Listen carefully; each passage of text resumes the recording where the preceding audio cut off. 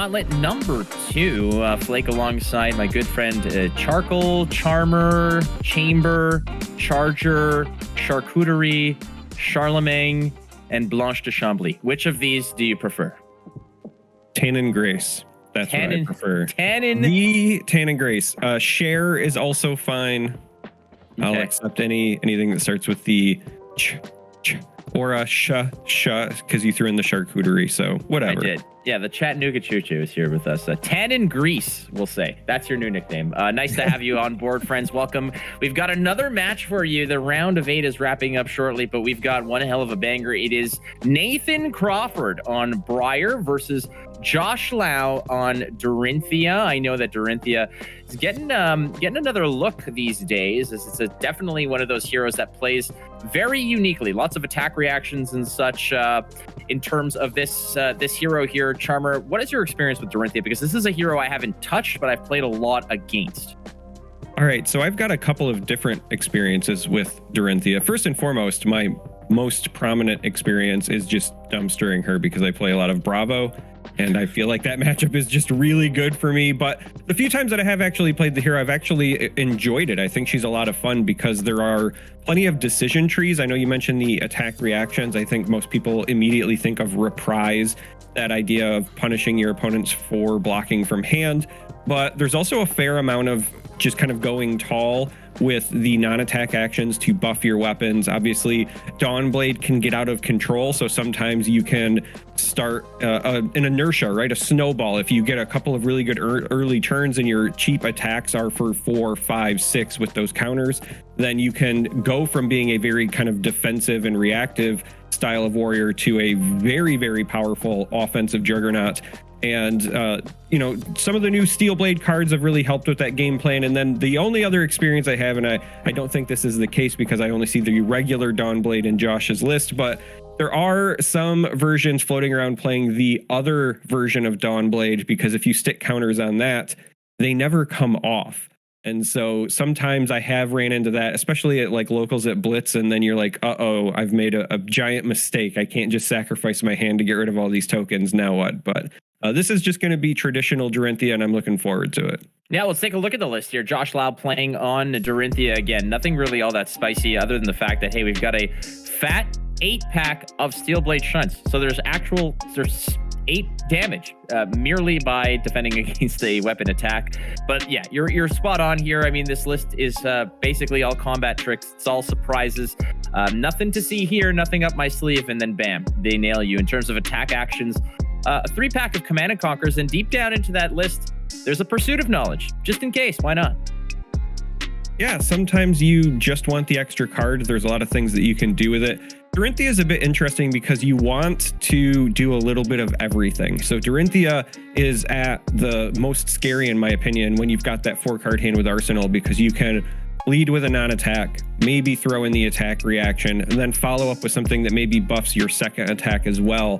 The more options you have, because she has so many decision trees, the more dangerous she can be. And I do think that anything where you're going to get those extra cards is very, very powerful for her.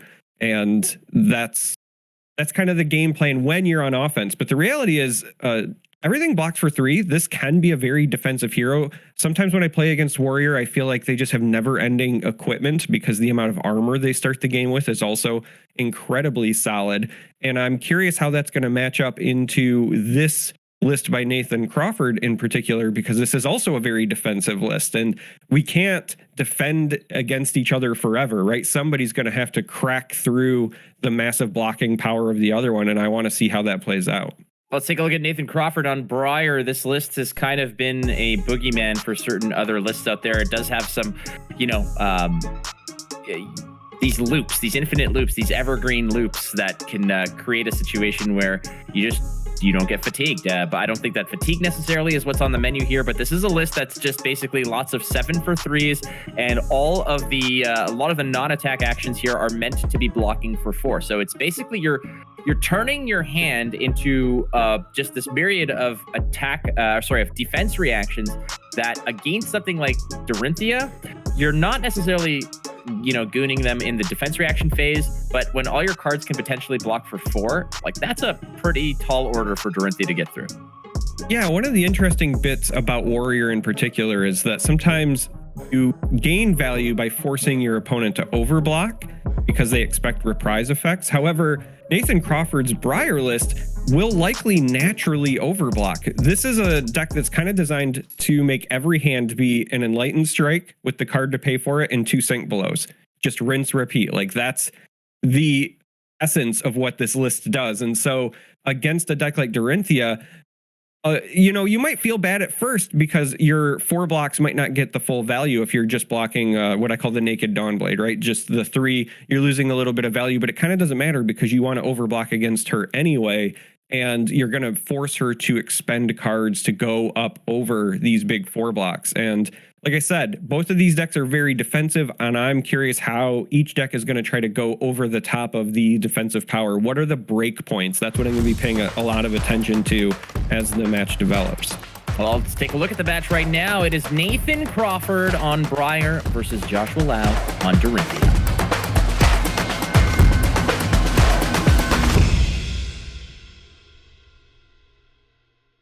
So I love these fist bumps.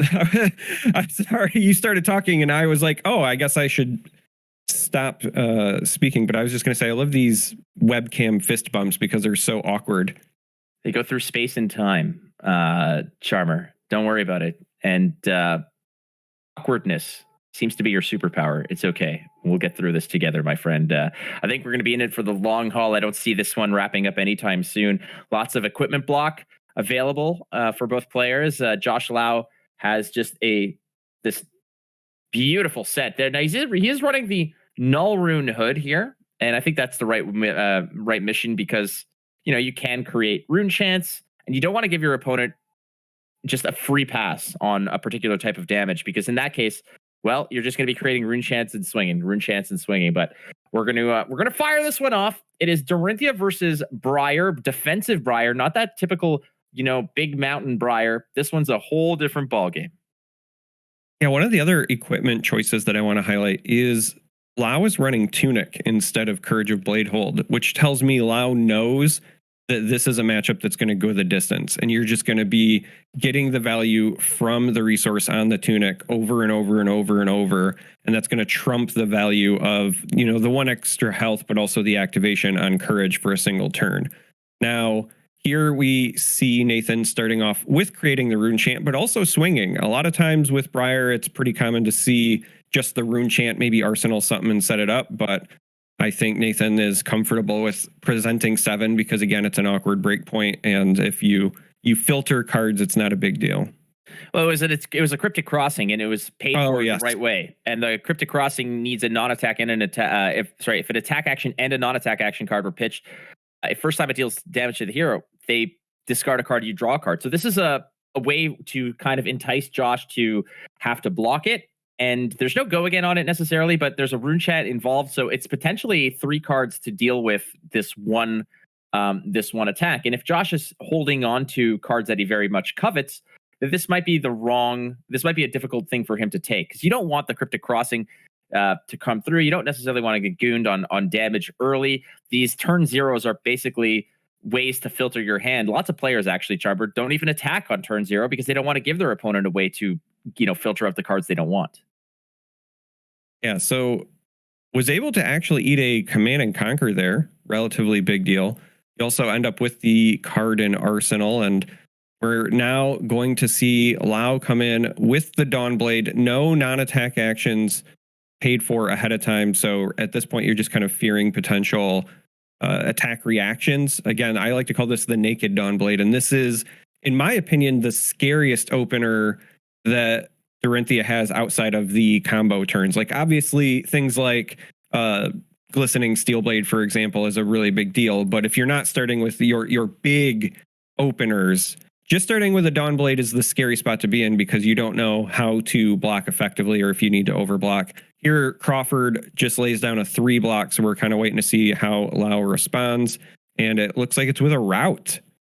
Yeah, there's only 2 floating around there, but Rout's one of those big ones. Rout is one of the most disruptive. It basically says, okay, we're going over the top, and you're going to have to put one of those cards back into your hand. So it's difficult to deal with now that Dawnblade is coming in for 3. No way to give it go again just yet, but you could probably surmise that there's ways to deal with it, as a Sink Below is hoping to soak up some of this damage, and he's going to go ahead and actually cycle one of those cards. Yeah, so this is an actual Sink Below. I know at the top of the broadcast I said that this deck is really just trying to swing for 7 and have a handful of Sink Belows, but this one coming in a bit clutch because the route put the original blocking card back in the hand, so it has to be an actual Sink Below. They do have it. As you mentioned, no go again. You could have considered popping your boots there, but I think you want to get that battle worn value before you do that. So just arsenaling the card and then moving on. And again, at the top of the broadcast, I mentioned you want this deck to behave like it's Enlightened Strike and Sink Belows, and now we're seeing the actual Enlightened Strike coming from Nathan Crawford. I like the art above Josh Lau using the Glint, the Quicksilver art instead of the standard Dorinthia. So I think it's one of the best artworks in the game in terms of representing the hero herself, Dorinthia. I love it. And at the same time, Josh Lau, very well known as a Dorinthia player, just great person, great player in general here, but staring down a 7-point E-Strike. I believe it's 7 points. I don't think I don't know if he went over the top or went for the go again here, but I believe that's just the case. Yeah, I didn't see the card drawn, and I can't imagine this is a deck that's choosing go again very often, but perhaps I'm wrong. So I would assume that this is just for the 7, and yes, we will see the drop. So yeah, it was just the 7. I'm with you. I love Glint as a representation of Dory, but I will say Dynasty gave me one of my new favorite arts involving her, which is the Iron Song Pride. I think that one's just really clean and showcases exactly what a tank she actually is. But again, here we are with the Dawnblade for 3, got some resources floating, got some cards in hand. So that kind of naked Dawnblade opener saying, are you going to overblock? Are you going to underblock? Are you going to risk that I've got something from hand to give it go again naturally? What are you going to do? This is the puzzle if you are the defending player that you have to solve over and over and over again. Oh, you got the Embodiment of Earth. That's going to help you out. If you found some non-attack actions, you can kind of go over the top. But typically the move is you have to assume that each card in hand is like a +3. But at the same time, you also need to keep in mind that you cannot swing Dawnblade a second time unless you have a card that allows you to do that, or it hits and Dory's ability comes through. So oftentimes what players will do is they'll just go way over the top of the first Dawnblade and force their opponent to either have it or not, or find a way to give it both go again and allow you to swing it. Now, what people might not be aware of is that go again allows you to maintain the action point. It renews your action point, but you cannot swing your weapon twice unless otherwise allowed to do so. There needs to be an ability or a card that allows you to basically like unlock the weapon swing again. Because you can swing once with Dawnblade, give it go again, but if you have no way to, if it doesn't hit, then you can't swing it again. And there it is. So there's Glint the Quicksilver. That's the way to sort of go with the go again. And question is there a way to go on top? And how does this? What's the follow up with that? There's the overpower, I guess. Yeah, the follow up appears to be overpower. Glint is great because again, the blocks came from hand, so you're going to get to draw a card. There was also a really important exchange there that I thought was beautifully played by Nathan. Nathan was at 38, but blocked with 2 Fyendals, so gained 2 health by blocking with both at the same time while below. And that made that a little bit more palatable, but ultimately does take some follow-up damage on the second swing as well. Dawnblade ends up with 1 counter on it, and that's a really big deal because it gets you in normal matches to that first counter. I always like to say is the hardest because it gets you to that magic 4 break point. In this matchup, I think the magic number is actually 5 because so many of these non-attacks have the potential to block for 4. Runic Reclamation, hunting for auras. None exist. The only ones that would actually be worth noting here would be the Iron Song Pride. That's an instant aura. So no reason to really be too frightened by this card right now. But at the end of the day, dude, it's just a 7 for 3 that also has a nice block value of 3 as well. So it gets a lot of work done. This is one of those cards from Everfest. A lot of people talk about Everfest as being kind of like a so-so set. If you go back and look at Everfest Charmer, there is just so many gems in that set, so many playables. It was such a supercharged set. And looking at Dynasty, you're like, I don't mean to sort of think about it in that regard if it's like a bad set, but it's certainly a set that is waning in terms of the impact that Everfest had. Well, I think it just takes time for folks to find the cards that resonate with them. And I think that it takes time for you to kind of figure out which ones are going to fit your game plan. But in the particular instance of Dynasty, I think more than the other ones, because of the introduction of Assassin and that kind of mini dedication to a class that didn't exist yet, I don't think that Dynasty will have the opportunity to shine until we actually get Outsiders. But as far as the game goes here, Josh Lau coming in for 4. And again, potentially magic breakpoint because no embodiment from the previous turn. Makes it a little bit more difficult to block. Plenty of equipment still available to Nathan, though. So I would imagine you want to try to take the opportunity to get rid of that counter and prevent any sort of snowballing.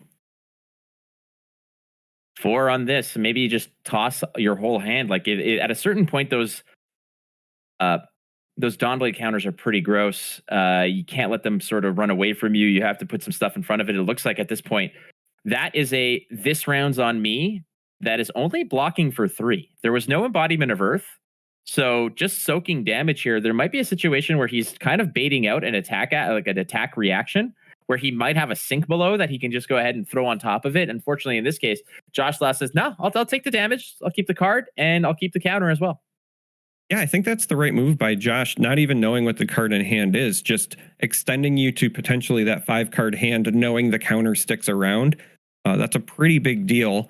Looks like Nathan is going to be going with the Evergreen attack as the follow-up. And if Josh has a really high-powered offensive hand, we might see Josh opt to take this. But the way he's kind of splitting his hand, I think he's just figuring out how he wants to assign the blocks here. And as long as Josh can feel like he reasonably, with one attack, can keep that counter until he gets a high-powered hand, I think that's the right way to go about navigating this, mitigating as much damage as possible while setting yourself up to make the most out of this counter, potentially add to it. Because this is going to be a long game, and we know this. One of the other interesting bits, I don't know if he's keeping track of it somewhere else, or if it's, again, just because you're so used to running with Courage, but the Feindal's Spring Tunic has no counters over there on it. So we're going to have to pay attention if he continues to miss stuff. Look at that Steel Blade Shunt. Oh, there you go. He's bringing the focus back down to the table here. I told them, I said, turn off autofocus. Just focus on the table. And do they listen to Flake? Never. But I mean, in 99% of situations, that's probably sage advice. I like the use of Steel Blade here because I can't imagine that this is going to be a game where the weapon matters as much. Now, if you're playing against more traditional Briar, now we see the token on the Feindal. I believe you used it the previous round, which is why it was empty, but it is something I want to pay attention to as we go through, because if you're not used to playing with Tunic, you can definitely miss your triggers. As I was starting to say, though, against the traditional Briar, you expect Thorn an awful lot. So saving those shunts for when you can get the damage, a bit more relevant. But in this matchup, if you've got something like that red shunt and you can just soak a bunch, I think that is theoretically correct. Here, this was the opening with the blue hit and run, which does give your weapon attack go again. And we're going to follow that up with a command and conquer. I like this. I like this a lot. Again, the hit and run gives the weapon go again. Doesn't necessarily buff it up, but that sift is backed up by an embodiment of Earth blocking for 4. Again, just like another sink below in your hand to a degree, but the command and conquer is pretty nasty. However, you do have your equipment. How much do you value your arsenal here? That's kind of what the thought process is, as Nathan Crawford is looking to block here. Any other non-attack action that has a 3 block is now a 4. You can maybe even send your gloves in front of it. But again, if you don't care what your arsenal is, you might just throw a card in front of this, soak some damage, lose your arsenal. Sure, it sucks, But if that card was just there taking up real estate anyways, that's okay to do. Josh Lau is just kind of trying to cobble together very awkward turns. And Nathan here, you can see just kind of saying, did this card change in the last little bit? Is this suddenly better? And Command and Conquer, again, a Arcane Rising staple, one of the best and brightest cards that I feel is going to be relevant for a long time. Yeah, Whispers. I remember kind of cutting my chops when I was learning Kano. I was like, hey, this card is actually not half bad. And it continues to kind of just sneakily pop up over time. And we see a Command and Conquer thrown in the other direction, but this is just representing 6. There is nothing in Josh Lau's arsenal at the moment. Now, it does have that second line of text, which is equally annoying regarding the defense reactions not being able to be played here. So cards like Shunt not able to get value, and either Josh likes his hand or he is sitting on the Shunts because he opts to just take it. Yeah, that's a good point here. You know, when you're playing Command and Conquer, and I know that when I was playing against Oldhams and such, some people would advise me, say, just take the Command and Conquers out of your deck. You know, like they're just going to crown away their arsenal anyways. But you're kind of forgetting the fact that, like you mentioned, it does dodge the defense reactions. And playing against certain Oldham lists that run a lot of defense reactions, you want a way to create damage or create unblockable damage because they might be just loaded up with defense reactions. It's a way to really buy more impactful cards out of your opponent's hand if they're really, you know, wanting to preserve their life total. And in this case, that might be it, as we know that Josh Lau is running 8 Steel Blade Shunts. And like you mentioned, Charmer, I don't think that the Reaping Blade is really going to be a factor in this game. I think that the Reaping Blade's game text of life gain is the more important element here. That it's kind of anti-defense tech. It's anti-life gain tech. It's anti-control, hyper-control tech. So this is a relatively large attack coming Nathan's way. It's a Dawnblade for 6. However, we are getting several blocks here. Some from hand, so Reprise is technically active, but also the equipment. And there we do see the attack reaction. This is a +3 coming because cards, again, came from hand. Yeah, this is Iron Song response. Yeah, and the beauty of Iron Song response is that it's a +3 for free, assuming that your opponent played a card out of their hand. So that's kind of the trade-off here. It does nothing if your opponent's not blocking, but in this case, it's a nice little free way to go over the top and really make things nasty here, as that looks like that got blocked out pretty decently.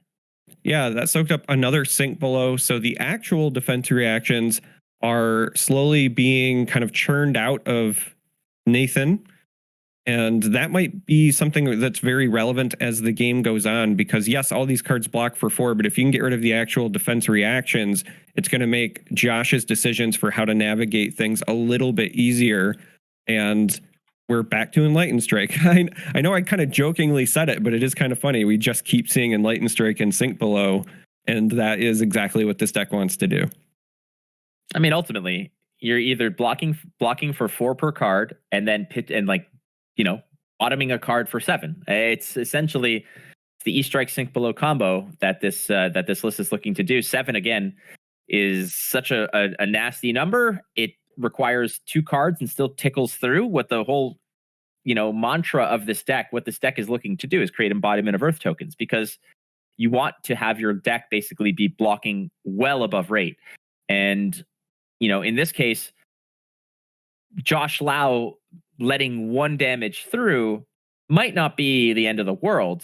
However, that embodiment of Earth token means that your follow-up, your clapback, is going to be met by the stone wall of free Sink Belows that are going to be nasty to deal with.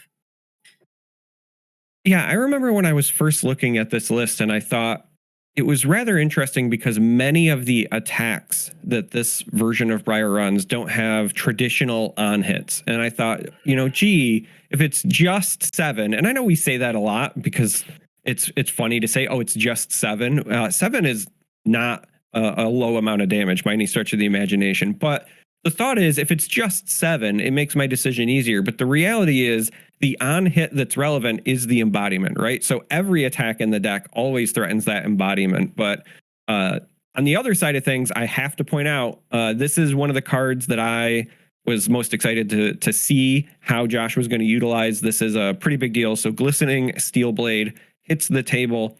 This is the one where every time Dawnblade hits for this turn, you put a counter on it. So if you can get a really good turn out of Steel Blade, it sets you up to apply pressure for several turns thereafter. Well, and Josh has still a card in Arsenal, has resources floating, and 2 cards in hand as well. Well, that's precisely it. Nathan Crawford here can be like, all right, maybe I block 6 of this. Do I block 9 of this? How high can you go? Because that's the important part here. With 1 resource floating, access to 3 cards, and a tunic loaded up, there are so many ways that Josh Lau can make this uncomfortable. And I think that Nathan Crawford here is wondering, okay, what is the absolute height that you can get with what you have? 2 floating, or 2 access to 2 resources and 3 cards.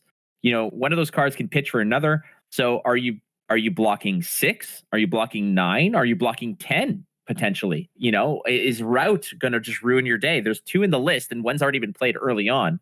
So Nathan here, just staring down this Glistening Steel Blade, he might just say, all right, go for it. Or he might say, you know what? I might just try to go as tall as possible. But there is some danger here that, if you don't respect this, it can get out of hand, because this might be a 3 counter Dawnblade turn. So one of the other interesting bits is that while the Briar deck is designed to have these big blocks, we naturally make the assumption they might have like 2 non-attacks, right? So they could drop both of those that block for 8. There is the potential for some 2 blocks, things like Fyendal's Fighting Spirit. Now, I know that we saw 2 of them already used for blocking, but the life gain is usually meant to offset the damage done. However, they don't help you with on-hit effects here, right? So if there was ever an awkward moment, and so like here, for example, looks like we have block for 7. I believe that's a non-attack, and then the Autumn's Touch. So deciding like, okay, you've got to have better than a +4 if you want to get this going. Well, that's the tough part, is you got to get on top. It looks like it might be there. There's the Twinning Blade. Yeah, so Twinning Blade here is basically serving as a way to say I've dealt damage, because normally Dawnblade requires you to hit with it before Dorinthia's ability will trigger. It already had Go Again because of the Glistening Steel Blade. So Twinning here just says, okay, you've overblocked. I'm not going to get damage through, but I'll still be able to swing again to try to get counters. Nothing punches through there. That's a pretty big, sigh of relief here for Nathan Crawford. That those turns, those Glistening Steel Blade turns, can get dangerous if you don't block them accordingly, if you don't respect how tall they can potentially get. Josh Lau there was hoping to maybe get out of there with a counter on his Dawnblade. Unfortunately, that's not the case, as it's back to Nathan Crawford. Nathan Crawford has a couple cards left. I think that he's just wondering, oh no, did he pass it over here? Oh, did he give up all his cards? Yeah, he had to, because there was still a card that was I felt like available to Lau. He ended up just arsenaling it, but I think that Crawford just overblocked to ensure that there was no counters, and so then his turn was just draw up. So at this point, Lau playing Spoils of War, and then going to continue the pressure. Spoils is not really relevant in terms of the copper tokens, but it is a +2 and already Go Again. So this is a swing for 5 that there will likely be a follow-up as long as it connects. And so Nathan now has to decide, once again, do I want to overblock this to ensure there's no counter going on it? Do I let some of it go and risk them hitting me a second time to add a counter? What do you do here? How does this never get through? It's so insane how it starts with 5. It gets Go Again. What's the follow? You have to overblock this, because the Go Again becomes irrelevant if you can't swing Dawnblade again. It only becomes relevant if there's like a follow-up Command and Conquer potentially, but at that rate, It's not the worst thing. So it's a block for 7 and another +3 over the top. And coppers are going to get made here. Yeah, we are going to see the coppers made again. Those traditionally don't matter as much. It's not like this is a Kasai, but you do get the damage in, which means the follow-up attack, and we know that Crawford only has 1 card in hand, could threaten adding a counter to Dawnblade. The Stroke of Foresight, I think he's trying to decide if he wants to do that trigger because that the reprise would have happened. Yeah, so that's what they were going through, right? So if you're not familiar, Stroke of Foresight, when it connects, or excuse me, when it reprises, it doesn't require it to connect. But if the reprise triggers, the defending hero, you draw a card. Excuse me. Let's back this up. Yeah, right the there, defending buddy. hero doesn't draw a card. If the defending hero is blocked with a card from hand, the reprise triggers, and then you draw a card, then you put a card from your hand on the top or the bottom of your deck. So it's what I call like Think Plus, kind of, because you get the option to either swap with the top card of your deck or ship something to the bottom, get a brand new card. But all that to say, it hits, and now we're swinging for 3 again, and we're going to get a counter. Yeah.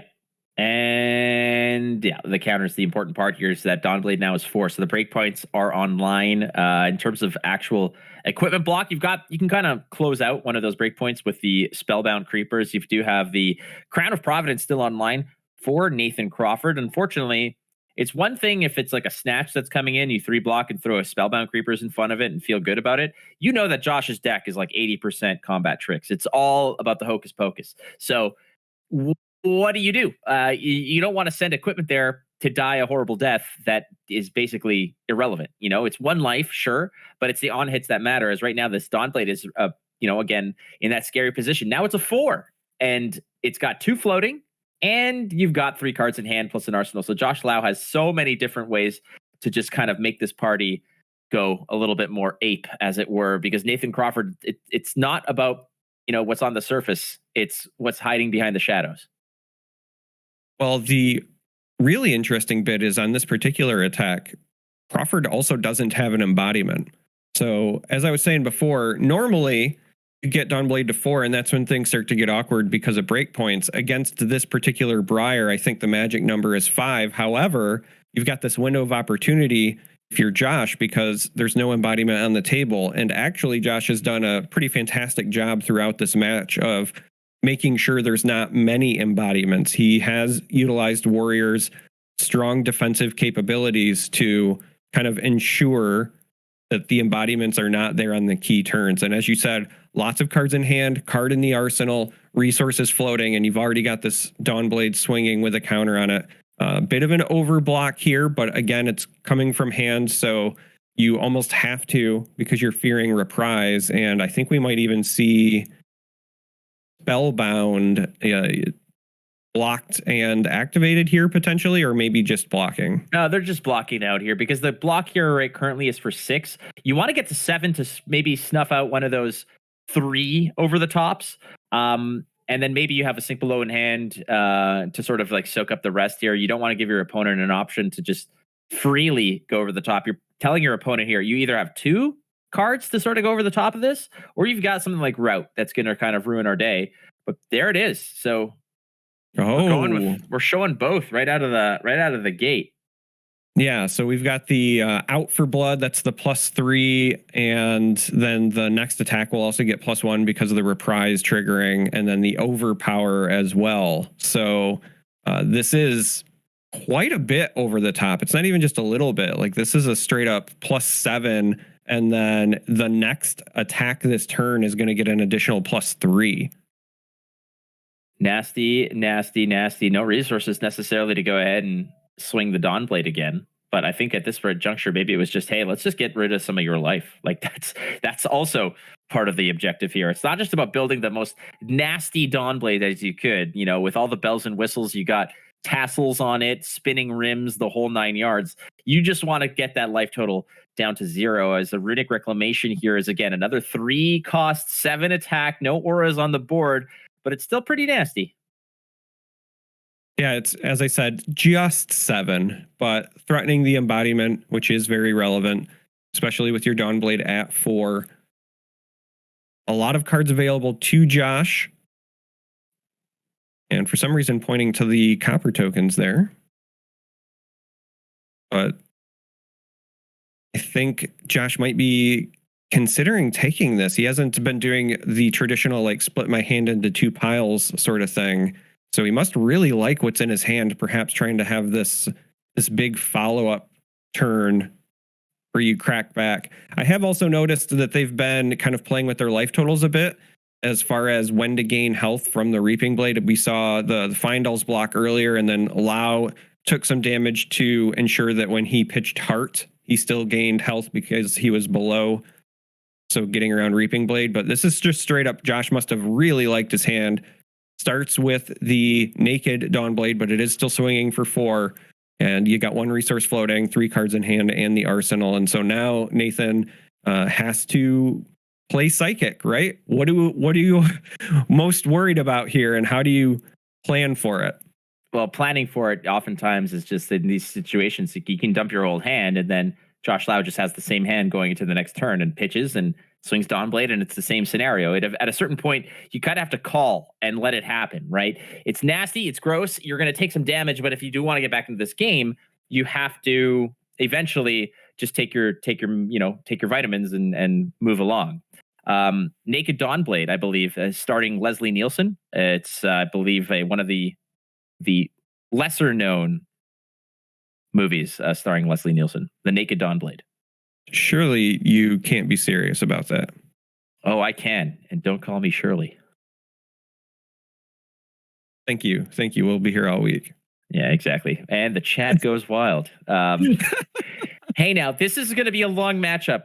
Everybody out there, you buckle your asses, because we need to keep ourselves sane as well. And this is how we do it. As there's a 4. And that Force of Nature blocks 4/4 because of the embodiment of Earth. So you're seeing the value of these cards. And I remember seeing a tweet from Tariq Patel saying that a lot of the more traditional Briar players, when it comes to Force of Nature, covet it so much in terms as an offensive piece that they never really think about this card as a blocking tool, when in reality, it should probably be more people should be more liberal in terms of how they give it up for blocks. And I like that sentiment, that thought, because it's one of the few 3 blocks that more traditional Briar players have.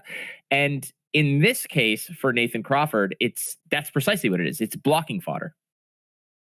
Well, we see the answer here with Glint. So you get to draw a card and then maybe play another. Perhaps you were searching for answers there if you were Josh, because this is currently more than blocked out. Now we see the out for blood as well. So adding to the attack power, and there we go. We are now over the top, threatening to connect. So adding 6 total to it.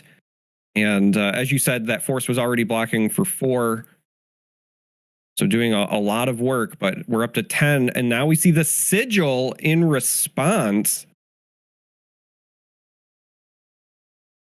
Okay, well, Sigil of Suffering, some nasty business. Again, it's a way to tickle through for damage, and there is a Null Rune Hood there. So the Null Rune Hood is doing double duty here. It's basically that 1 resource that you're paying for Null Rune Hood is representing a 2-point swing. You're absorbing the damage that's dealt to you, and you're nerfing the reach that Sigil of Suffering was had, because if that Sigil of Suffering does arcane damage, then it becomes a 4 block. If it doesn't, it becomes a 3 block. So there's a little bit of math here to do.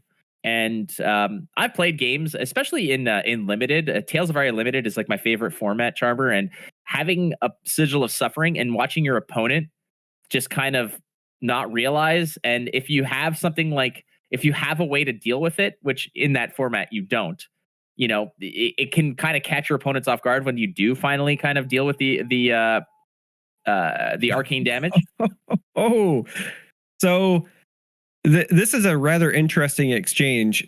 The sigil ends up blocking for more because Josh elects to take the arcane, but he takes it because he's trying to save the resource, and then follows up with another attack reaction. I believe that was a puncture this time around. So ultimately should still be punching through. And then again, because you take the damage from Sigil, you'll have your one resource floating to maybe swing a second time. But good way to kind of navigate if you are Josh, because you still want to get the damage through. You want to threaten a potential follow-up. It looks like a lot of work to just get, one damage, but that one damage incredibly relevant because at a minimum, it means your Dawnblade keeps the counter.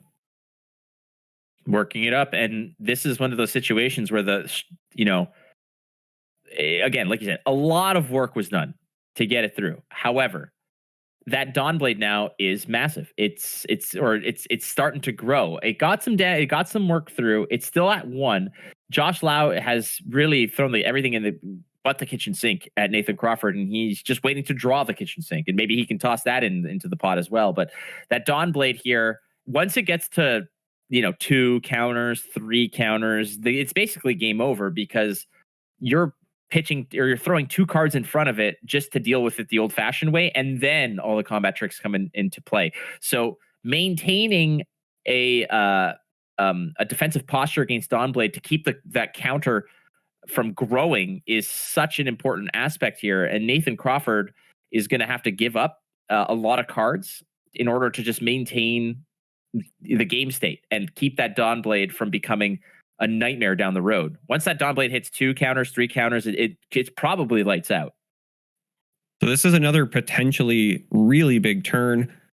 We open with the Steelblade Supremacy, so we are up to 6 that was threatening, was blocked for 6 because of no embodiment, but then we do have the reaction. Steelblade Supremacy also says that when the weapon hits, you draw a card, so it did connect for the 1. Very relevant. Josh draws a card. At a minimum, Dawnblade keeps the 1 counter, but now he can keep pushing.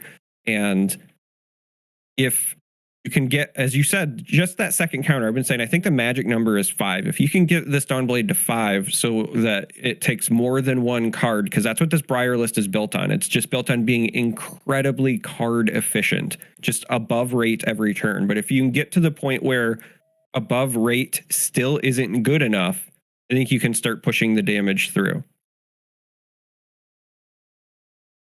As it stands now, Steelblade Supremacy opening up the turn here. Till the end of turn, target weapon gains +2 attack, and whenever this hits, draw a card. This can get nasty. This is one of those cards that you have to respect, much like when you're playing against Lexi and you see something like 3 of a Kind. These are the turns that can get really out of control really fast. You have to keep these in mind.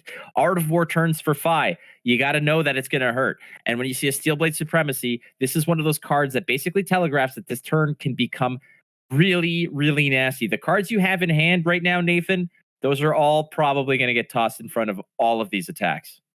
Yeah. I mean, we already chewed through 2 cards on the first attack, and Josh still got to draw a card and swing again. Now, it is worth noting that there was no natural go again on that first one, so the boots had to be given up by Josh to keep this going. But now this is a Warrior's Valor before the second one, so this should, I believe, ultimately be a swing for 8. And then if it hits, has go again. I don't think that there are any resources floating, but there is the Tunic looming. So we'll have to see how this plays out. But this should be, I believe, 9 because of the counter on the Dawnblade, right? So it's going to be 3 from the Valor, 2 from the Supremacy, 4 from the Dawnblade. So yeah, this is just a casual 9 as your second attack for the turn. Tunic looming sounds like a dashboard confessional song. Yeah, it kind of does. I'm not going to lie. There is also the other relevant on hit as well, which is the draw a card, right? So if this hits, you also could draw into something that is capable of being a rock star in the arsenal or just giving you a little bit more oomph. The issue here is that you can't swing the Dawnblade again. Dorinthia's ability has been used for the second swing, opening up the ability to swing Dawnblade twice. So it's just damage. The card that you're drawing, I don't think is going to have any implications on this particular turn, but it is an arsenal card. So it is a card that you'll be able to just go ahead and lock and load and play later on, as Nathan Crawford now down to 12. the Dawnblade goes up to 5, and there it is, Charmer. That's the nasty part of it. So he's going to go ahead and draw a card. It's not going to have any implications on this particular turn, but it is extra resources for next turn. It's another card, another trick that you can pull, and you can see Josh Lau saying, well, this is going to be an arsenal, and that's all we can do here. As right now, that Dawnblade at 5, Charmer, is going to be nasty. Can you talk a little bit more about what I know you mentioned it earlier about the implications of 5 versus 4? 4 already for many people is a pretty nasty number, but why is 5 so impactful against Nathan Crawford's deck specifically? The reason that 5 becomes the magic number instead of 4 is the embodiment of Earth. So with the non-attacks potentially just doing a 1 card to block 4, it means that when Dawnblade's at 4, if your opponent wants to not respect any sort of attack reactions, or if we start to get late in the game and we're approaching that point where they can look at your discard pile and see how many attack reactions you have left, and maybe they want to gamble, they can just assign 1 card, block out your Dawnblade, and then come back with offense, right?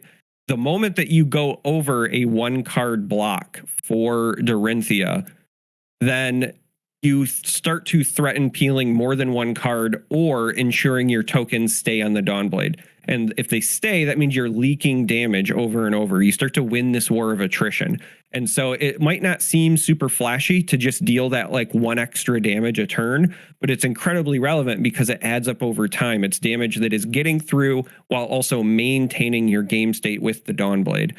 And, paying 1 for 5 is very, very solid. And that's just in general. That's not even counting the fact that this is with the weapon and it can grow and so on and so forth. The other reason that it's important is that it can grow, right? So it's not even just that you're leaking damage, but also if you leak damage twice, if they do give it go again, then it's more damage you're leaking and more damage you're linking. And suddenly, that hole in your boat ends up cracking it in half.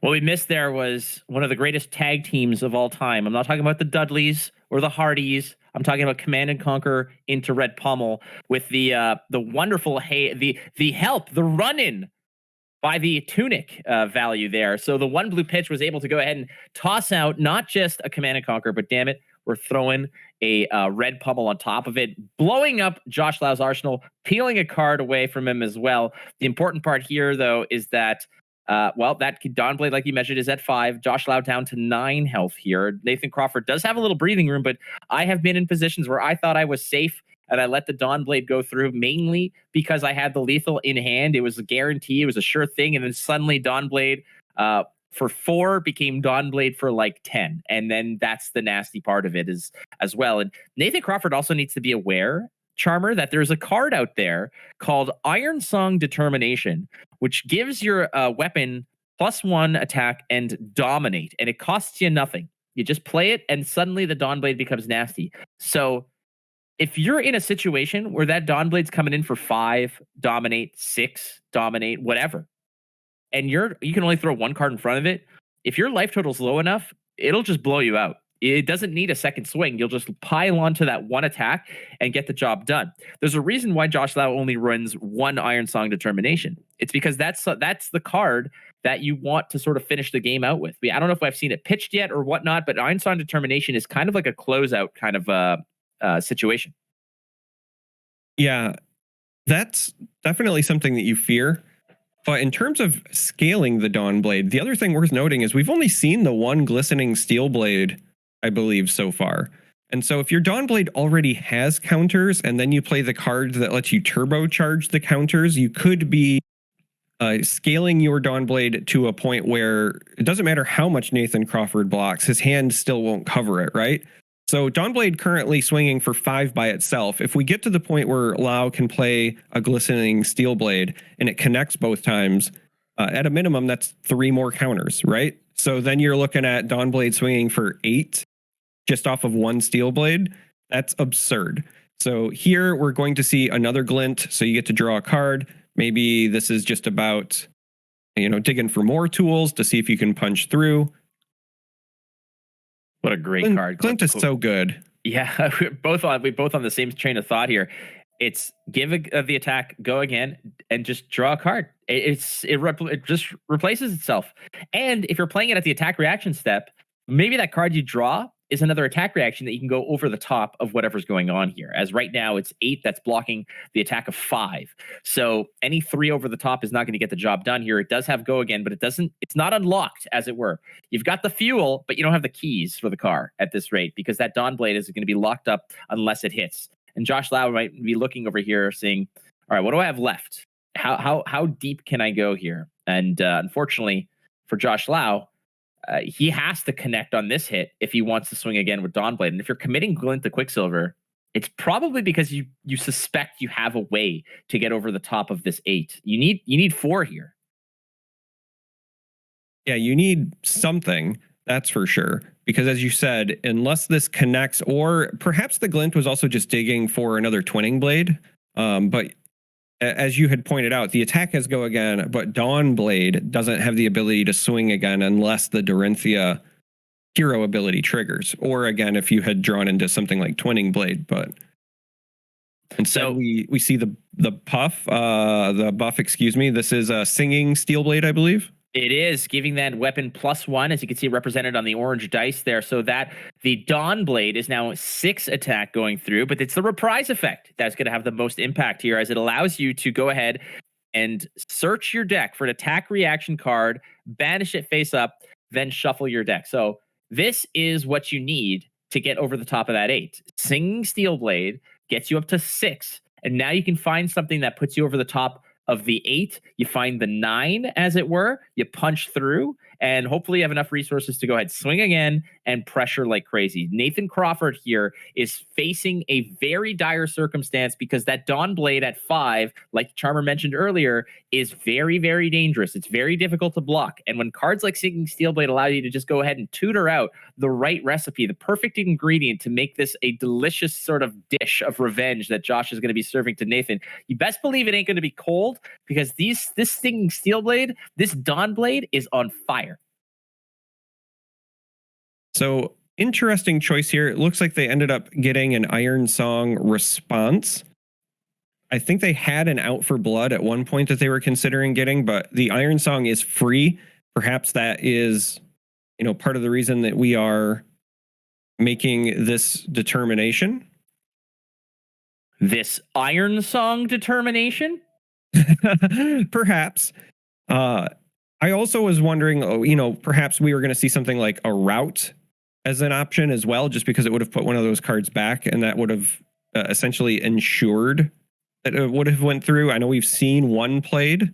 So the reason why you're not playing route in that case is it's going to cost you the 2 remaining resources you have, and you do not want to give your opponent a card back in their hand that they can use to block the next swing. I think that Iron Song response here is the right move, because it does put you over the top. And that's the only answer that we really would have covered this up. A Sink Below is going to come through to just clean up the rest. Now, that Sink Below is really going over the top by 3. So it's basically telling Josh, saying, all right, well, you need another 4 spot in your hand. So now would be a nice time for that last card to be Route. However, what happens with the Route, all it would do in that case is it would do some damage. You don't have enough resources to swing the Dawn Blade again, but it would have preserved those counters. So that's ultimately what I was getting at when I was thinking about the route for the tutor. You, as you're correct, right? You lose the value on any sort of second attack, but just ensuring that your Dawn Blade keeps the counters, I felt like would have been potentially a pretty big deal when the life totals are as low as they are. Having that go from 5 down to 3 at this stage of the game, where now Nathan Crawford with these big 7-hit swings can start to pressure your hand a bit more, right? You can't just soak damage if you have a good Dawn Blade combo hand. I think that is going to be a bit more relevant. So I'm not saying that Josh made the wrong decision. I trust Josh, right? But I just was thinking that through, where is preserving the counters potentially more important in that situation, given the health totals. Another Sigil of Suffering going to come through for another 4 over the top. It is protecting in case Josh Lau there you go. So you can use the floating resource here with the Null Rune Hood. And that Sigil of Suffering now only blocking 3, which is still good enough. It is still good enough. Yeah, this is going to be, I think, the difficulty is how do you start breaking through Nathan Crawford when you're back down to just the 3 damage to start with. Remembrance, I think, big help here.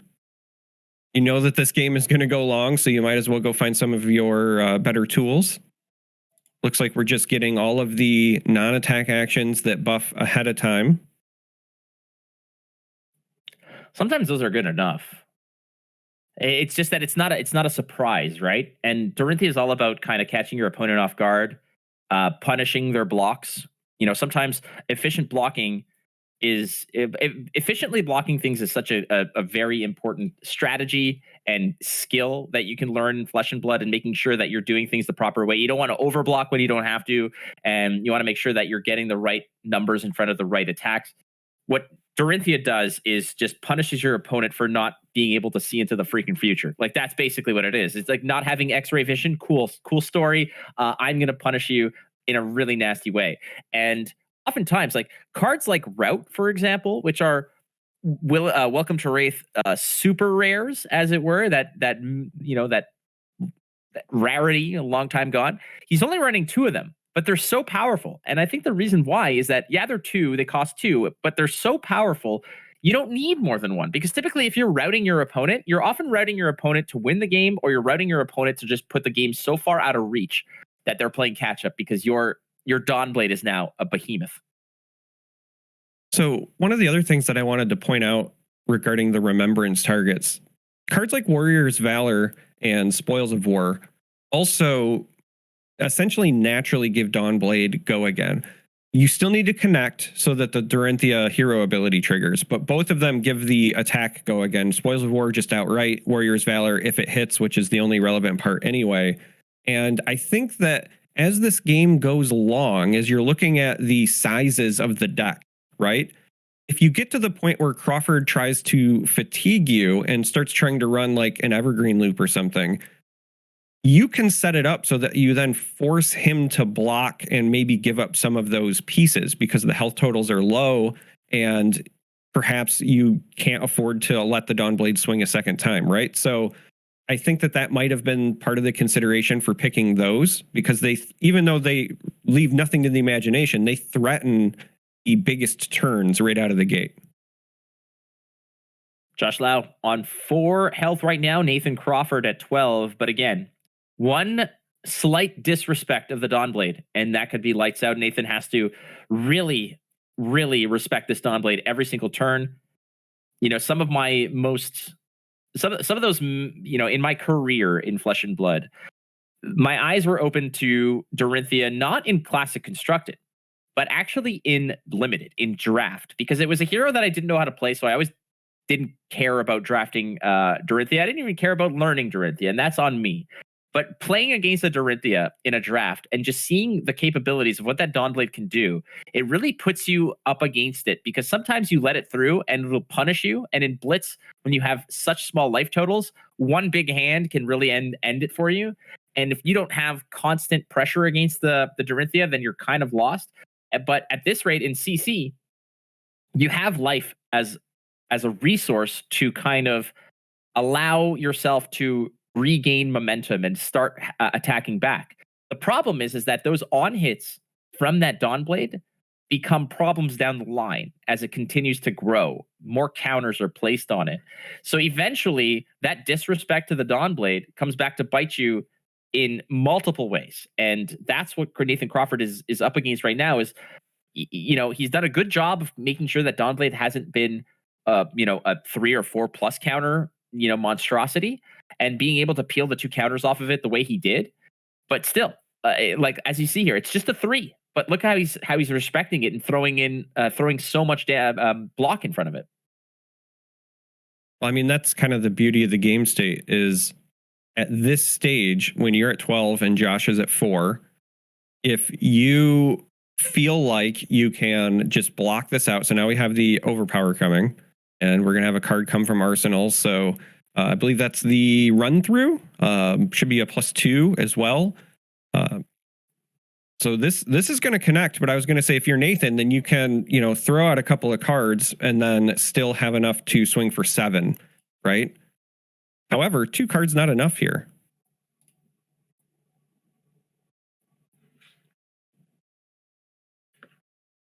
Nathan Crawford putting 7 in front of it. Hey, another And sigil a of sigil. suffering. Well, that's the last of the sigil of sufferings, if I'm not mistaken. And Nathan Crawford, in terms of D reacts, well, 3 sigil of suffering in the list. The 3 sink belows. I believe they're all expended by this point. Maybe there's one floating around. There is a 3-pack of Oasis Respite Red, which could maybe help you out. I would suspect that he's playing it. It's a great card to have in conjunction with Tunic, but hey, this is another good one. That is Final's Fighting Spirit, made popular by the Angel of Death himself, Michael Hamilton.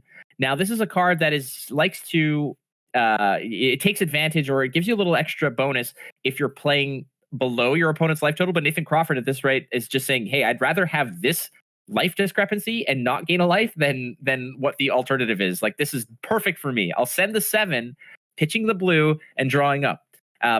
This is very much a Briar build that really doesn't care about Arsenal. Yeah, this is the stage in the game where the breakpoints really start to matter. And that's why I felt like keeping those Dawnblade counters were, potentially the more important things to consider on previous turns, because when you're at 4, if you only block with 2 cards against 7, you're likely still letting that 1 damage through. So in that case, we saw the bracers get the second counter, right? You used equipment. But if Nathan can get himself in a position where every turn is just present 7, block for, 6 to 8, it's going to grind away at Josh Lau's ability to close this out, because Dawnblade for 3, not nearly as relevant as that, Dawnblade for 5 was earlier. So this is going to be tough for Josh. You need something explosive to happen, but you're going to be forced to block. So I don't know how you're ever going to have the hand size to get it done. Like, your warrior cards block very efficiently, but now you are behind in terms of tempo. You have to give up chunks of your hand. You can no longer use your health as a resource, because Nathan will be threatening lethal every turn. There's just no other way around it. Like, that's what's going to be happening. It'll be a threaten lethal every turn, picking up multiple cards. And so what do? How do you get to the point where your Dawnblade for 3 is good enough? And so, like I said, I do not second guess Josh's decision making, because he's a far better Dory player than I am. But I do wonder if, we asked him after the fact whether or not he would have considered a different path to keep those counters, what he would say. Friends, if you joined us at the top of the broadcast, it's time to water your plants. They need it now. Make sure you're watering your plants, friends. Dawnblade is going to go up to 6 here. That is off the back of, if I'm not mistaken, is that a Puncture, which is a +3. This is one of the new Dynasty cards, which helps a warrior. It's a +3, but it also gives it Piercing 1, which is a new keyword. Piercing, a fascinating keyword that has come through from Dynasty. And it just basically says +1 if it's being blocked by any type of equipment. In this juncture right here, it looks like Nathan Crawford found a nice way to play a 3-card hand, which basically turns into a Rune Chant and a Rune of Reclamation. So that Rune Chant is so pathetic early on, because it just represents 1 damage, and you do have a Null Rune Hood. At this juncture in the game, it's a card out of hand or the Tunic resource. And then there's the Runic Reclamation. I think we might be seeing Steelblade Shunt make a return. We haven't seen many of them, and I have to assume Josh kept some in. We know that he played the 1. This would be a great time if you're trying to block a bunch of damage, but then because you have to pitch to the Shunt, you'll just have the leftover resource to also pay for the Rune Chant. You mentioned Puncture coming from Dynasty. This is one of those decks that, quietly actually got playable cards from Dynasty, because, again, there's also Iron Song Pride. And I know that you were kind of saying, Everfest, lots of playables. Obviously, Crucible made an impact. Maybe Dynasty didn't. But I stand by that Dynasty over time will surprise people. That's my hot take.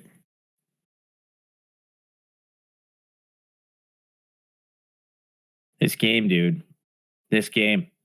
This is one thing that I kind of becomes, I don't want to say concerning. Now, obviously there's talk about this, the games go long, but at the same time, they need to come to a completion. You can't put a time limit on a top 8 game on an elimination match. That's absolutely ludicrous. That is a not the right idea.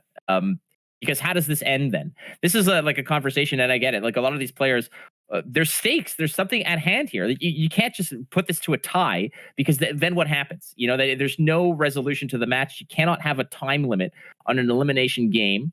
But the result is that the players are playing carefully. They want to not make mistakes, and that when you're given enough of the clock, when you're given enough runway to basically think through your turns. There's no looming clock. There's no countdown that is sort of pressuring you into making plays. You have to play cleanly. These are some of the best players in the world. Josh Lau versus Nathan Crawford. These are professionals that are playing at a level where there is significant stakes that they want to get. I mean, it's not just about saying, oh, like I beat Nathan Crawford, I'm moving to the semifinals. There's a gold foil Goliath Gauntlet graded card plus other plus cash prizes involved. So you have to come to a conclusion on these matchups. And the thing about this also, Charmer, is that if there was a time limit and it goes to like life totals, then you're going to see the most defensive, life gaining garbage that you'll ever see. Like people who are thinking like Charles Dunn's super life gain defensive Oldham list was a slog. That's what you'd see in these tournaments. So I'd rather see a resolution and play a 70-minute game than I would watching people gain life, watch the clock roll down, and navigate through that travesty. Well, there's another side to that coin as well, where you are unfairly punishing certain heroes and certain play styles, in my mind, if you use something like life totals, for example, as a tiebreaker, if you were to try to time these. So there are combo decks that exist, right? If somebody wanted to bring Kano, if somebody was playing combo Bolton, or even before she was Living Legend, if you're playing Aura Prism, these are all heroes that are known to use their health as a resource to set up big swing plays, right? It is their play style is one that is exponential. And so if you say like, well, we're going to do this time thing, and then it takes time for the Kano player to set up their big combo, it takes time for Bolton to find their Luminos, whatever the case may be, right? And then suddenly the time runs out, and the person's like at 10 less health than their opponent, but they had a lethal 30 damage combo the following turn. Like, that's not fair to them either. So I understand why Swiss rounds are timed, because there are certain things you have to push through. But anytime that you are in a must-win elimination bracket, and so this is one of those, but also your top 8s at callings, et cetera, it just makes sense for it to not be timed. And it's not like either of these players are really abusing it. You also have to remember that these are webcam games. So earlier we saw Nathan going through his discard pile, and I'm sure that Josh just said, hey, can you tell me how many Sync Belows you've played, or whatever it was that he was looking for, right? And so Nathan then has to look for Josh. And then if Josh says, can you tell me how many whatever? Whereas in person, you could just say, hey, can I see your discard pile? Sure. And then you rifle through for whatever info. So the webcam part plays a bit of it, but also, as you were saying, it's an elimination match with real, tangible, important prizes on the line. Let them play until a winner is decided. Nobody likes a tie. Nobody likes changing the rules for weird outcomes. Like, just play until one of these wonderful gentlemen win the game. If it's good enough for Worlds, mofo, it's good enough for us. That's how it goes. Let's just rest on that, as it were. You know what? Screw it. Next time I'm in a game and I want to see somebody's graveyard, I'm going to say, like, can you tell me what's in your graveyard? They're like, yeah, just look. And I'm like, no, that's not what I asked. Can you tell me what's in there? Yeah, I don't like when people hand me things, right? You pull the Iron Man 2 thing. I don't like it when people hand me things. I don't like the, I feel like literally I would say, hey, how many, I don't know, how many Steel Blade Shunts are in your graveyard? There's 7. Okay, can you go through your entire graveyard? Okay, Steel Blade Shunt, Steel Blade. Whoa. Colors. I need colors as well. Red, yellow, green doesn't exist. Disqualified. Yet. Judge call. What would a green pitch look like? Like, I was actually thinking about this, about what like a future card might look like, a fabled, like a gem. What if there was a card that said it was a blue pitch, it was a gem, like all the gems, and it said, when you pitch this, gain an additional resource and lose 2 life. Do you think that would actually be worthwhile? A 4 pitch? Here's the thing. It's funny you say that. because I was just getting ready to say it's not, a blue. I was saying that because it's a Fable, you want to do something unique. You literally print a green color strip for pitch that says when you pitch me, lose life. So like I was already on that train, and I think it's totally something that would see play in certain decks. The one thing that I think that needs to be addressed here is that you can't create a new color pitch because there's a lot of cards, especially with Arachne, that are like your mission is to. I think that it's entirely fine because we already have things like Garganian Tome. As long as it's a legendary one of, I think that it's not gonna break things like Arachne, who already gets to filter top cards in searching for stuff anyway. I think that's fine. I think you're fine. Josh Lau here with the steel blade shunt from the top rope there to save the day, as it was basically a pummel that was looking to just close this out. Nathan Crawford, unfortunately, walking into it. I was talking about how many steel blade shunts are in the graveyard? I think that's what Nathan Crawford may have been looking for. And there was one tucked away by the Dorinthia player, by Josh Lau. A Dawn Blade for 3 is the response here. Hardly Iron Song, but it's still a response.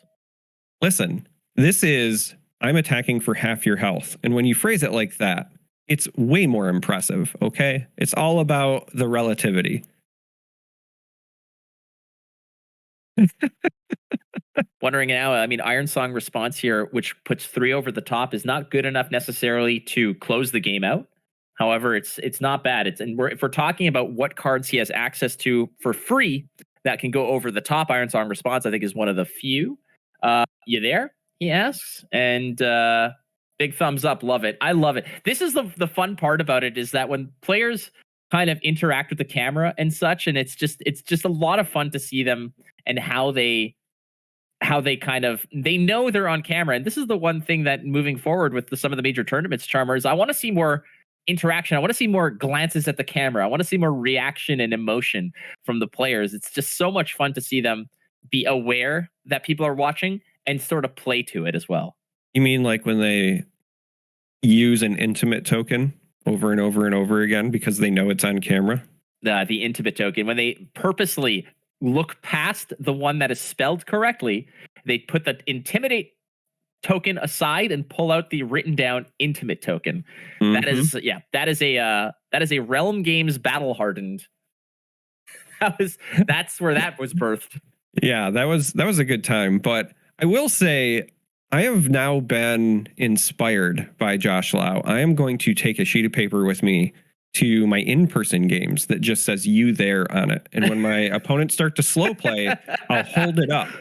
And then if they say anything, I'll be like, "Listen, I'm used to playing on webcam. I'm sorry." Yeah, no, that's definitely not creepy at all. You should, in fact, only you there. You should have like this chalkboard around your neck that you can write notes to them and show it to them. And that's it. That's all. You don't speak. The first thing you do is like even or odd or high roll ? And then you go, and that's it. And then you write everything down. I come from a lot of digital card games, much like Majin Bay. Played a lot of Legend of Runeterra, where you've got emotes that you can put and customize. And so I need stickers that I can lay on the table as my in-person emotes of choice. Speaking of soul-crushing events, Nathan did end up taking 3 damage there. So this is a time where I would emote, because I just if I was Josh, I would have taken away half of his health. Who is that hero? It's like a ninja, and a lot of people will do this as like the GG emote. Is Shen? It's Shen. Yeah. And he does the whole like shoo, and that's like, and you have that like shoo kind of sound effect when he comes in, and you're like, every time that my opponent does something or they start their turn and they do that, I'm like, I hate you so much. Immediately, I hate you so freaking much. Oh, I actually have Shen stickers that Riot sent me, so I'm going to bring them to our next event. I will not. You're going to write it on a paper, and I'm going to pile drive you through a table. That's what's happening. What's happening here, though, is a Raging Onslaught. Again, one of those 3-for-7s that is very awkward for Josh Lau to deal with. And if we're looking at Nathan Crawford's list, well, there is a 3-pack of red pummels, but there's no resources currently to put those online. So Nathan Crawford has a card in hand, but it's not necessarily perhaps about this turn, because if that card in hand, we didn't get to see it. But if that's a red pummel, I think there's still one floating around. that card in Arsenal is incredibly devastating. Yeah, it's actually really interesting that they chose to keep this card in hand because it represents them wanting to put it in the arsenal, which means they either plan on blocking more next turn and then using that card as their offensive tool of choice, or it's something like a pummel that you would really place a high value on, because I have to assume, or it's possible that it could just also be another red. I was about to say I have to assume if it's something that you were not happy with, you would have just created a rune chant and then swung, because again, that rune chant at this stage in the game is very awkward because you have to pitch a card just to prevent the 1 damage. Unless you're steel blade shunting, but all right. Well, 8 steel blade shunts. Steel blade shunts really have go above rate when they're blocking a weapon swing. It's still a very good defense reaction. Let's not forget that. But that Reaping Blade has never made an appearance. It just hasn't. It has not swung once.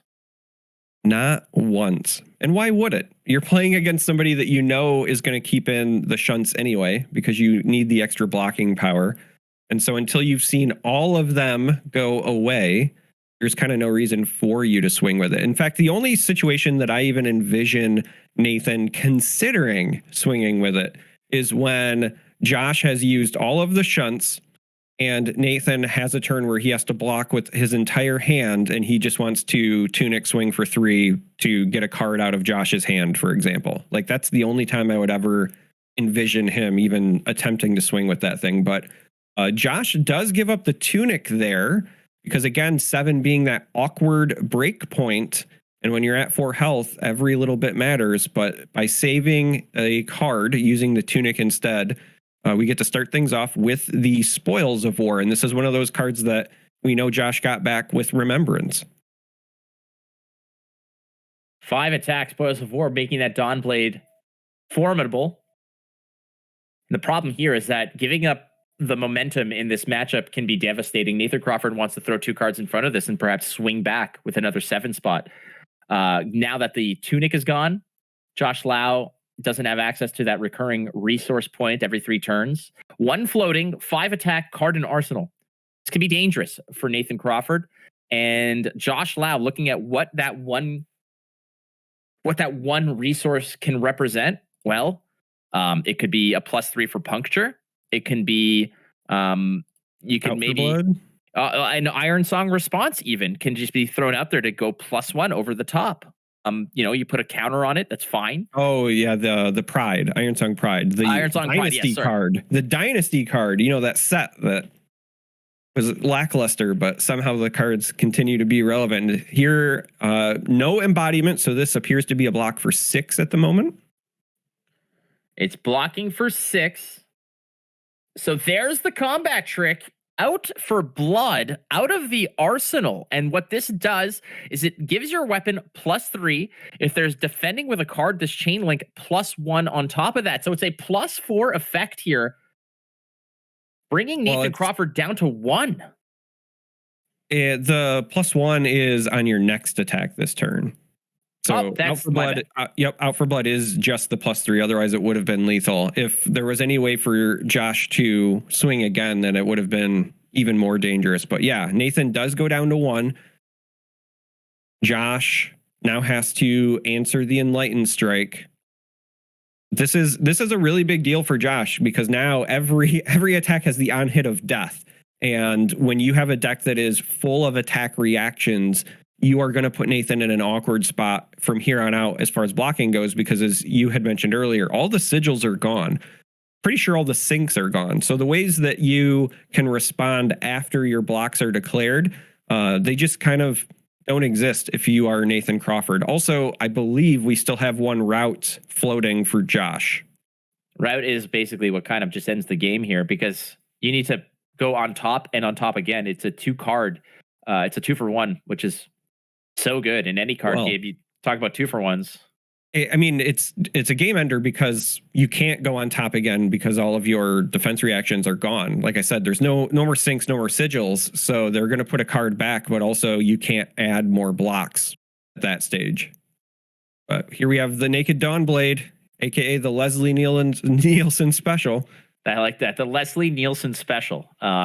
Naked Dawnblade for 3, 2 floating, and a card in hand. That can be route. That might be route. Nathan Crawford has to respect it. But at a certain point, if you respect it too much, bad news bears. So what's the point here? What's the story? And it's not necessarily about on hits at this point, because an on hit effect for Josh Lau is moving on to the semifinals.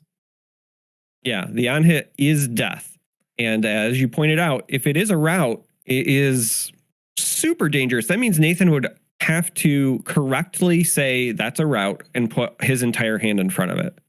Because even 3 cards, assuming all 3 like blocked for 3, is it like that's an exact exchange, but then that's assuming that you don't have any other game plan for the next turn. You do have a card in arsenal. So I guess if you put your opponent on route, and I think right here he was asking for a sorting of the attack reactions. So that's what they're doing.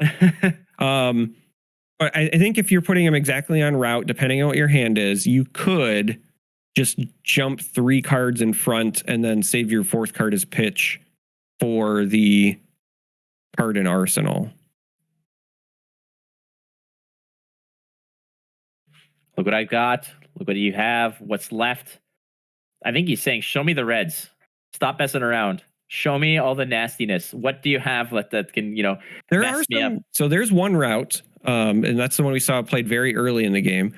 There are some yellows that are relevant, though, because you could overblock, and then they could play something like Twinning Blade. So you don't need to connect.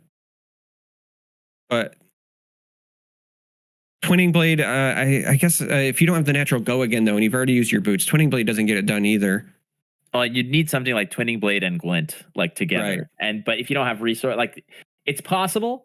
But I think what Nathan's hunting for here is route. There he is. So he's saying these are the nastiness. This is the grossness that I want to show you. There's 2 floating.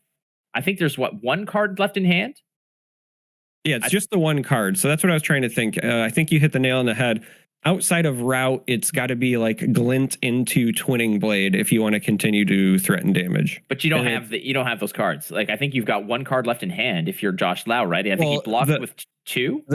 Right. So he hasn't blocked with anything yet. So that's Oh no, I'm talking about Josh Lau previously. Yes, Josh Lau previously. But that's why I was saying Glint lets you draw a card though, right? So like very specifically, the card in hand would have to be Glint.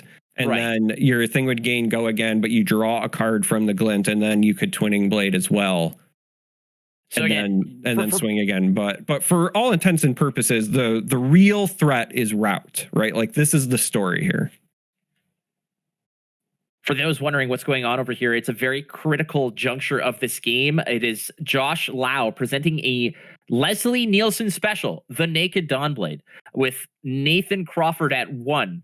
What Nathan's doing here is wondering, okay, there's 1 card left in Josh Lau's hand and 2 floating. What Nathan Crawford wants to do is eliminate every single variable that is impossible. So he's saying, show me your graveyard. And when I say show me, I mean organize it, classify it, take a picture, send it to me kind of thing. In this case, 3 overpowers, red, 2 overpowers, blue. Just going through the entire laundry list of nastiness that Nathan Crawford has to play around. And ultimately, the boogeyman still looms, Charmer, and that is route. That is the 1 card that Nathan is hoping is not in Josh Lau's hand. Yeah, that is one option. I was thinking as well, depending on how you choose to block, right? Like if you're just outright not respecting the Naked Dawnblade, there is a world where something like the Singing Steelblade could also be a nightmare. But I have to assume you're blocking with like at least 2 cards, like at a minimum, right? This is just a choice between like, do you block with 2 or do you block with 3? The worst thing that can happen right now is,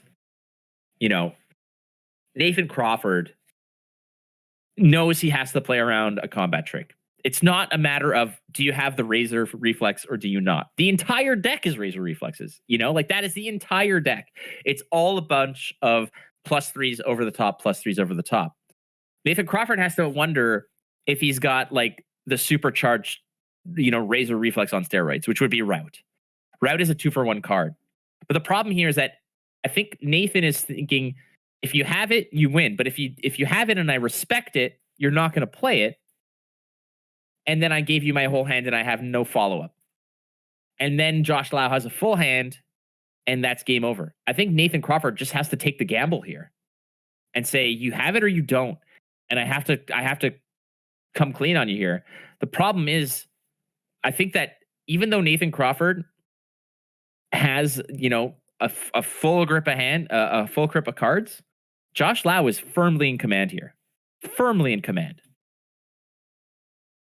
Yeah, as you think through potential options, Nathan could say, if you have it, you win, block with 2. He could also just say, all right, I'm going to block with 3 cards. I'm going to go all the way up to 9. We're going to play this, ultra conservative, right? And then if Josh does have the route, opts not to play it, Nathan still has whatever that card is in the arsenal. And that's also a big piece of the story, right? Because the card in the arsenal is an attack for 7. Blocking with 3 and then cracking back for 7 at least buys you a turn. You also get that counter on your tunic again to maybe set up a Reaping Blade swing at a later point, because as I said, the only time I expect that to ever happen would be when you have no cards, but we're approaching that point in the game where Nathan might have to dump his whole hand every turn. And so the Reaping Blade could make an appearance. Ultimately, though, once you've spent that arsenal card, so like, again, just kind of thinking this through, right? If Nathan blocks for 3, then pitches a card, swings with his arsenal, the next time if he has to dump his whole hand, he has no arsenal. So the long-term effect of this is that Josh is slowly going to eat at Nathan's hand just by threatening route. So the sooner you say, if you have it, you have it, the better off you might be. The problem is this has been a very, very long game. And Josh, I'm sure, has already hit the second, what would be the second cycle. Again, there was a remembrance, so it's not true second cycle. But the likelihood of him having found this second route is pretty high in my mind. So I think not respecting it is super dangerous. Like, this is not an easy call for Nathan at all. All right. Slamming down 2 evergreens. It's a bunch of red cards. Oh, that's an even bigger deal then. If you don't have a hand with your traditional 3 blocks, let alone, you have no embodiment for your 4 blocks and you're stuck with 2 blocks here, it might not even matter. All right, the cleanup occurs. The gathering of the minds and the demonstration of our wares. It looks like this was just a matter of, well, what you got? It's like kids trading baseball cards at this point. And at the end of the day, we come back to the reality, which is that there's a Dawn Blade that is being swung by Josh Lau for 3, 2 float, 1 card in hand, Nathan Crawford at 1, looking to commit 2 evergreens, which is only 4 points of block here. I can't imagine he only commits the 2 though. Like, I just can't. I think that this is yeah, I was going to say, I think that we cleaned things up because he was saying, okay, like, I'm comfortable. I'm going to choose blocks now. And instead, what? All right, blocking 4. Whisper okay, the so there Oracle. was an embodiment. His hand was covering it before. It is so I route. remember. It is route, and that's it. It's done. There's no more D-reacts left. You can see the fist bumps. So, like I said, I think you have to assume he has it in that situation because it had been so long. But also, I think Nathan was putting together kind of what I was extrapolating, right? Which is, if you respect it now, then you're committing to respecting it for the rest of the game. You can't say like, hey, I don't think he has it, 2 turns later when I thought he had it now, right? So if you respect it now, you're committing to respecting it for the entirety of the game, at which point, how do you ever threaten lethal? But massive win for Josh, incredibly well played. Thought he might be in a pickle when he lost those Dawnblade counters, but found a way to just keep pushing little bits of damage through to get a victory. Well done by Josh Lau, all the way around, finding it when he needed it there, which was the route. An absolutely devastating card. He did get to find it early, and this is sort of another little indication to players who are just learning the game that there is there is something about kind of pacing yourself. And obviously this game went the distance. It was a little bit of a marathon, but for those who have played Chain back in the day, you are all well aware of what pitch stacking can do. In this case, maybe throwing some of those threats for late game pressure come back in droves. In this case, Nathan Crawford had one dagger that he had to play around, and there it was. It was, in fact, the route, and the route came through. Charmer, what a matchup. Again, you have a winner. It is Josh Lau moving on to the semifinals. Yeah, so that was a fantastic match. I'm a little sad to see Nathan Crawford eliminated just because this has been a very unique deck. I know that we saw it at the Calling in Indianapolis pop up there as well. Dagan White was piloting a version of it. And so I like, yes, I know it sounded like I said version. Okay. I didn't say anything. You chuckled, and I know exactly how your mind works, Flake. I can't help it.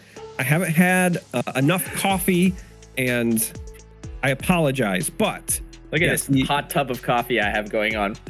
I know. Well, that's because you're the star of the show, and so you have to bring it to you. And I'm not. I have nothing. As many as people want me to hit Living Legend and never to be seen again, I am not the star of the show. The star of the show are the people playing in it. And that is what we're going to have more Goliath Gauntlet matches coming up around the corner. I want to give a massive thank you to Charmer stepping in here and doing an excellent job, as always, of casting. You and I are going to be casting in a few weeks, I think. Yeah, about a month from today in Chicago for the Realm Games circuit. They're partnering with MinMax there in Chicago for the Brawl. It's going to be a good time. And we know, I believe that Michael Hamilton is showing up at that one. So this is going to be some fireworks. Don't say that, because then no one's going to sign up. Don't say that. The Angel of Death descends upon Chicago. But I do want to give a massive shout out, obviously, to FAB Cards. Go to kfabecards.com. Singles, sealed product, just awesomeness. There's going to be some more Realm Games and FAB Cards collaborations down the pipe. So keep your eyes peeled and your ears tuned in for that one, as well as to LSS for granting us another wonderful prize. That would be the Gold Foil Goliath Gauntlet graded by PCG. Wow. So much left to play. It's just ramping up, and I'm excited, Charmer. Well, I am not Charmer or excited. I'm Tan and Grace. So I want to end with that. We're going to keep that going. I want to give a shout out to you. Thank you for having me, obviously, but also I appreciate the segment that you added to the Instant Speed podcast where you show pictures of me and somebody else and see if people know who I am. It is my favorite segment on any show ever, and it fills me with such joy. I appreciate it. We're going to get Drew Carey to actually do the TV version of it. All right, friends, for myself and Tan and Grease over here, join us for another Goliath Gauntlet matchup tomorrow on this channel here at 983 Media.